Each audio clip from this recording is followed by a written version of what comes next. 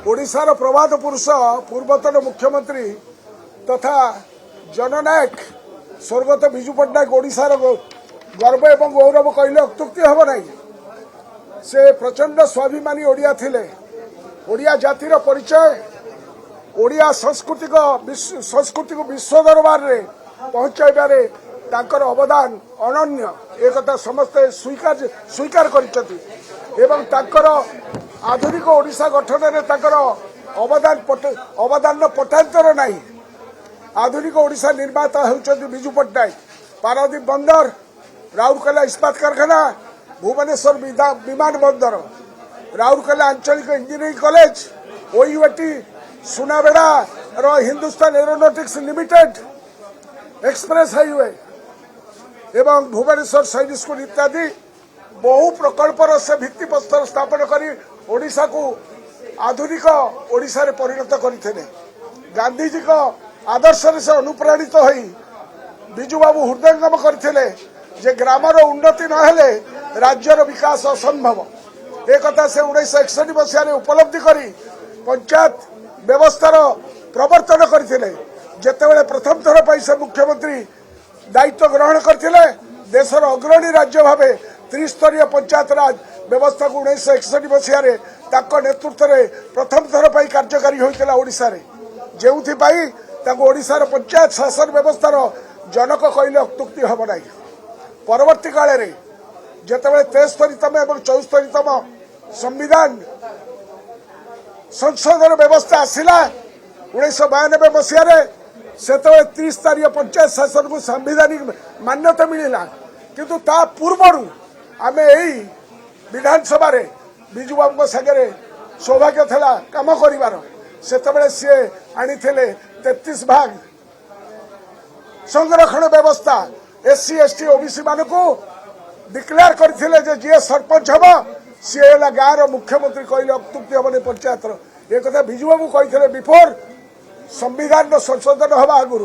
तेणु 73तम संशोधन रे जो सुविधा मिलता देशवासी को ताकू ओडिशावासी को विजु बाबू वर्षे आगुरी दे सारी।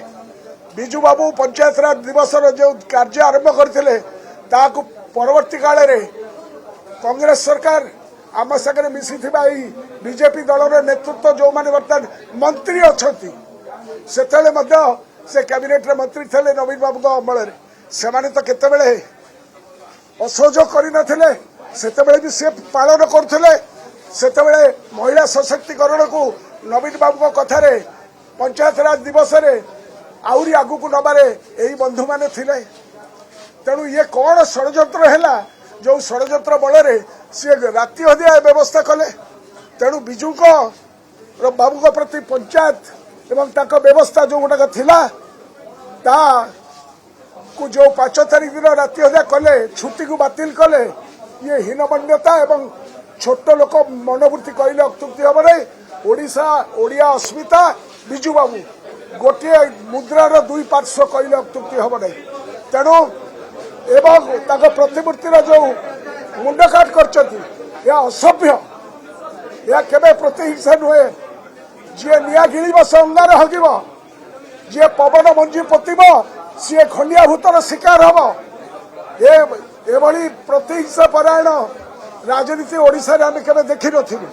तेणु ओडिशा अगणित जनसाधारण पंचायत जनप्रतिनिधि एक अत्यंत घृणित कार्यक्रम ताकू जो सम्मान देइथिले विजु बाबू से सम्मान को ये छड़े देइछथि। तेणु आमे आकु निंदा करूचु, प्रतिवाद करूचु एवं आकु गाँ गंडे नहीं पहुंचे।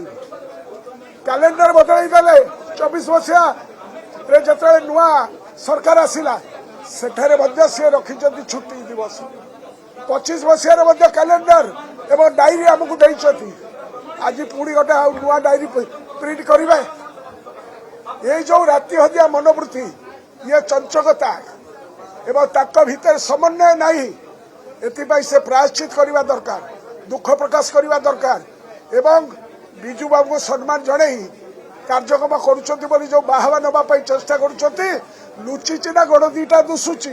सारा ओडिशार लोके विजु बाबू को जो मैंने भल पाती विजु प्रेमी जाति धर्म दलबंध निर्विशेष से एमानकर कथा बुझिछन्ति एवं जानिछन्ति आपको ठिकଣା समय उचित जवाब दिया जिवो ए सब काम ताकर मानसिकता ताक पाखे चेहरा नहीं व्यक्तित्व नहीं नेतृत्व नहीं जी कि बिजू बाबू को समकक्ष हम से गत भोट रे बिजू जनता दल ठारू कम भोट पाई फास्ट पास दि पोस्ट रे से सरकार कर घारुची हीनमन्यता घारुची जो हीनमन्यता घारुची से भूल पदक्षेप नौकर चैतन्य उदय हम बोली आशा रखुची एवं पुनर्बार मार्च 5 तारीख रे अगणित 7000 सरपंच एवं समिति सभ्य एवं विभिन्न पंचायत पदाधिकारी मान को जो अधिकार दिया होता जो सम्मान दि जाता